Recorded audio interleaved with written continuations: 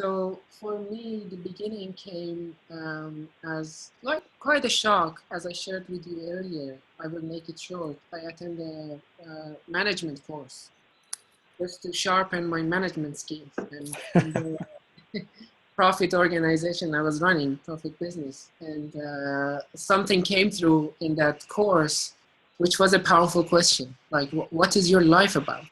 You know, and with that question, also, I got really confused how to explore, where to begin, what I don't know what to do. And I was sitting with this man who is quite mature, Peter Senge. He's well known internationally in the field of management. And he came up with an advice, which again, it was like a shock.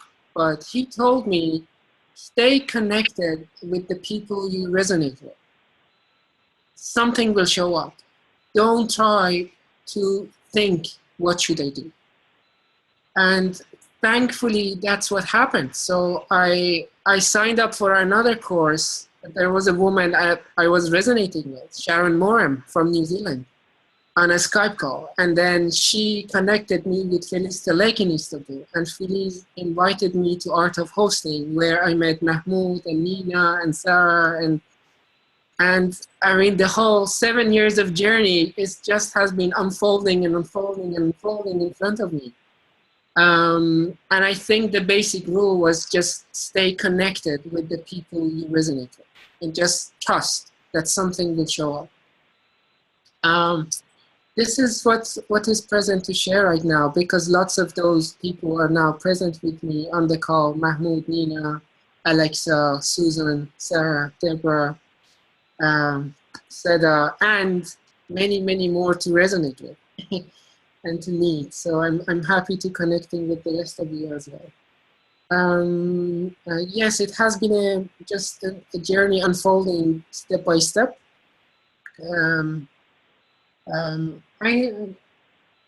Yeah, and it's an exploration. Like in our field of CMORG, we keep connecting and we keep listening. And I think, basic process is just to connect as friends and share how we feel right now, what's happening in our lives. And out of those basic sharing of what's happening in our life, how are we feeling, this school is emerging. It's showing its form. It's showing the next phase, next step, who to invite, who to connect with, what is the language. And there's still a lot we don't know. But thankfully, we named not knowing as an important aspect of school. So we're just moving with not knowing and step-by-step discovering the journey. I'm curious, how many of the people connected with CMORG are in Turkey versus outside of Turkey? Mm-hmm. So we have Nilin, Seda, Marian, Daria, Elise. 5 of us are in Turkey, 5 of us outside Turkey. Yeah. And what do you guys do? I mean, you have this school of not knowing, so tell us a little, what do you do? We don't know. Oh, okay. So Sarah here. I wonder whether, just as an additional piece of framing, either Camille or Seda, whether you can speak the story of CMORG, because that is part of the birthing seed that then allowed you to discern from your own journeying over time who then resonated not only with yourselves, but also with the call that you felt was being invited beyond you, because I feel that's really key. And then perhaps Deborah and I can offer a few little elements into the mix. Yeah. Thank you, Sarah. So I will go a little bit back, which was about a year ago. I started to explore something new with a friend, Özgür. We called it ecosystemic work culture, something very complex. And we did one workshop as ecosystemic work culture, and we realized there is something much deeper and bigger wants to be seen. So we took this journey of going really deep. You know, what is it that is trying to take our attention? And there were so many patterns and symbols and information coming to us from friends around us that surprised us. And we started to map a school, a 2-year program of a soul journey. And in the beginning, we named it Shams Wisdom School. In the honor of Rumi, we called it Shams. And as we started to explore, there was a moment that there was a lot of tension between us. And we actually got angry to a level we wanted to hit each other. And, you know, what is this anger? And then thankfully, because we both work with hosting and facilitation, we could hold that tension for long enough, just trusting there is something behind this. And after, I don't know, 30 minutes or 40 minutes of being really, really in a high, angry sense, we looked at each other, we said, oh my God, this is Seymour. And so the story came, the story of Seymour, which is a Sufi story, a more ancient one, but it's an essential Sufi story also. And in a very short, Seymour is about when a group of birds, they want to find the wise one, the wise king, because things are going out of order and they don't know what to do. One of the birds takes the role of guiding them. He tells, if we go through 7 valleys, we will meet this wise, huge, amazing bird, and he will be our king, and he will guide us. So they take this journey of going through 7 valleys, and they're very challenging. And they face a lot of, you know, what we call shadows, and they work through it, and some of them decide not to continue. And so after 7 valleys, they arrive at the mountain where they're supposed to meet this huge bird. And they look around and there is no bird. And they ask Hudhud, you took us through all this trouble and all these valleys, and you know, there's no huge bird, there's no king. And he says, look at you, you're 30 birds that have come through all this journey. And the word Seymour, actually, if you break it in half, C means 30, Morg means bird. So that's the essence of the story, this collective journey to discover wisdom. And I'm opening space for Sarah and Deborah and Seda to bring more, whatever is present. Okay, we're actually getting pretty close to our sort of initial 20 minutes. Why don't we extend that a little bit by 5 or 10 minutes or so, and each of you maybe have a couple minutes to weigh in now, and then we can circle back to all of you after everyone has had a chance to speak. So who's going to be next? I'm happy to pick up the stick. This is Deborah in Appalachia. Shortly after I gathered with Kamyar and Seda and Sarah and Felice and several others in Turkey in the spring, I'm a honeybee educator, but I came to gather with them this time. I came home to a house that had burned down, which was a huge gift in its way, including many, many feelings. But in this life of, if I could look out, I mean, I don't know if you can actually see this. There's a huge hole in the ground where a house used to be, and there'll be another one. After many, many feelings, I also feel like this was back to back with my experience with Samorg, and life had handed me this as a gift. So my house burned, the landscape of my life burned, a whole year of traveling. I was going to travel to 4 countries to teach and to speak. All of that burned away, and my identity burned away. And I've been sharing with my Samorg compadres that I feel like I'm in an ocean buoyed up by salt water with no landscape. And so I've taken the opportunity to go further in. And so my inclination is to explore this landscape inside me even more, which has been a strengthening of my taproot in these times, in the great whatever that is unfolding with us. I have many friends in Turkey, for instance, so these last few days have been distressing for me too. But I'm also very excited. And so where Samorg is concerned, for me,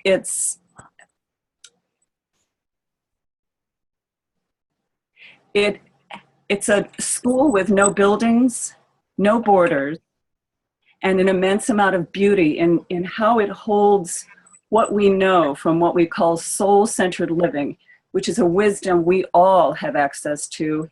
And in that same hand, these two hands, it's the not knowing. And it's the not knowing that is very enlivened amongst us and treasured, which I think that part is so not treasured in the world of pat answers or systems or so-called expertise that have gotten us in a lot of trouble. And I'm also not a computer person, and it's not so usual that I would want to sit in front of a computer on a Sunday on a beautiful day in Appalachia for an hour and a half. But I found myself incredibly attracted to this moment from the moment that you issued the invitation. So I want to thank you. There is something to this that's unnameable that is completely compelling for my heart. Thank you, Deborah. I feel the gift of your reaching out from your heart. So I don't know, maybe Sarah, are you next here? Sure, I can go next. I think one of the key qualities of Samorg is its connection with relationship, but it's as you said, Camille, it's resonance, but it's soul connection. So people that you deeply, deeply trust. And you know you can call on those people at any time. And certainly in our pathway, there are different timelines of relationships. So some of us have known each other for many years.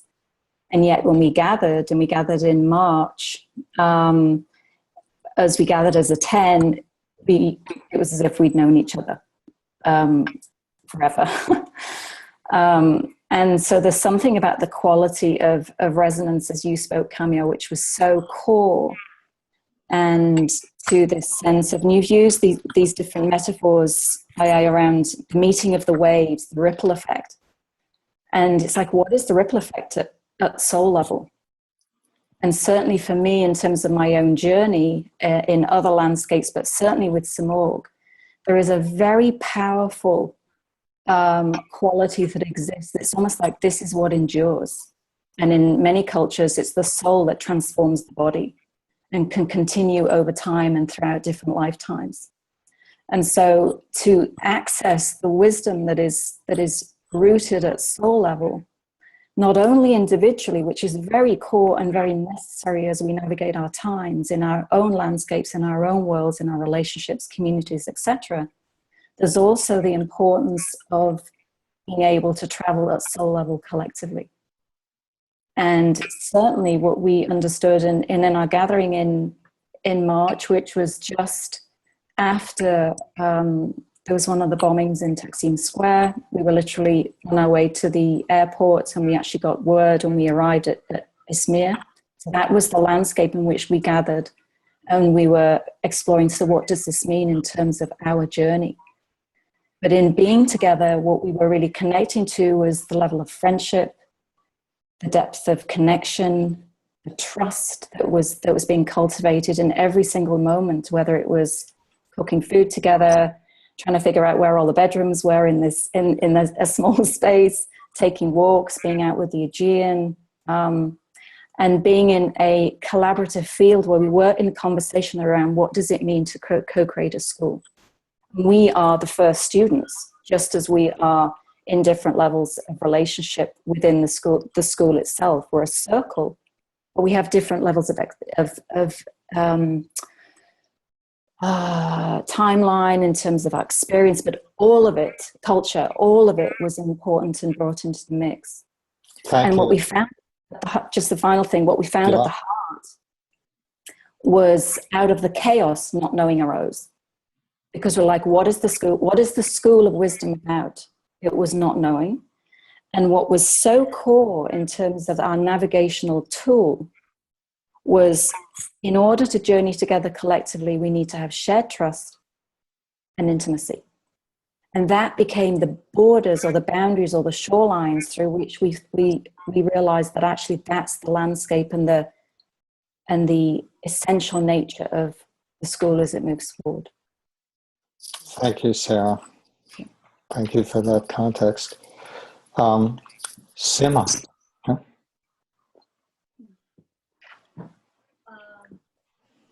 want to share a story that just happened before our call. We had some guests. We still have. We had some visitors from our village. We are a very small community here, and during the day we just drop by for a tea or seeing the puppies or having some conversation. Sometimes not with so many words, but just feeling that we are there. We are holding each other and sharing life. So a friend of us living in the village came with a friend who is visiting him from Istanbul. Actually, we didn't speak much. We played a lot of music, actually, in this space of concern. That is the only thing that really holds us together, and that really doesn't need words at all.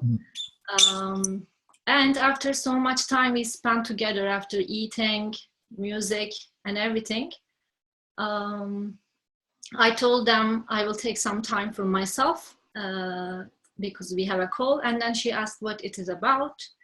And I, as always, in a space of concern again, concern of how to explain something about not knowing. And yeah, I was really careful to pick the words, the right words, and really making not losing that connection, heart connection, eye contact, everything. But my heart was so full while I was talking, and I was still not sure if it makes any sense or not. Then she said, oh, it deeply resonates with me. It sounds beautiful and very meaningful in these times especially. And I had a very immense relief that I still have the space, despite everything that is happening in the world and in my country, that a woman with whom I have really hard connection now, but I still don't know many things about her. And after the conversation, I asked her, what are you doing? What do you do in life? What brought you here? And but that conversation and connection really brought some trust. And yeah, so I came to the room with this, and I just wanted to share that what has been guiding me since I became a part of this is this gift of connection and trust. That around not knowing, we are all going through many journeys individually in our lives. For example, since Deborah, after our gathering, she went back to the States, and as she told, as you already heard, we have also been simorging with this very heartful story of her house that burned, and holding each other. And yeah, these are all big learnings for me. Even actually we haven't started journeying physically. I mean, we haven't had values yet, but this is how we are connecting and how we are holding each other. And it all happens and arises with this trust and connection. For me, this is actually how Simorg is shaping itself. Thank you. Thank you. I saw you nodding a lot, Kamyar, and the theme that I'm hearing both of you saying, each in your own way, is that start with the inner, and then you have a place to stand and transform the outer. Yeah. Yeah. So I want to make sure that we have the time for this to be a circle. And so what we've agreed is that you're going to offer a question that each of us have an opportunity to reflect on. And then afterwards, the four of you, Deborah and Sarah and Sita and Kamyar, can offer some further reflections on what you're hearing. And thanks to all of you. Thank you, Deborah, so much for being here, and thank you, Sarah. It's just wonderful to connect and hear your voices and what you have to say to us. Okay, so Kamyar, what's the question? You're going to tell me you don't know, right?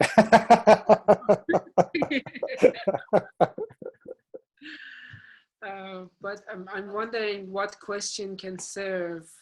We are 19 people, and how much time do you sense we have? We'll have a minute each to offer a reflection. This is like our awakened circle in Santa Clara, and you know, our friend Hafiz is sitting in the background. He's the one who computes all this stuff. So anyway, I think we have about a minute each. Yeah.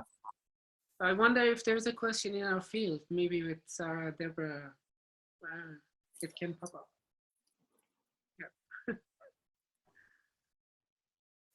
Yeah. I can offer a question. Okay, Sarah.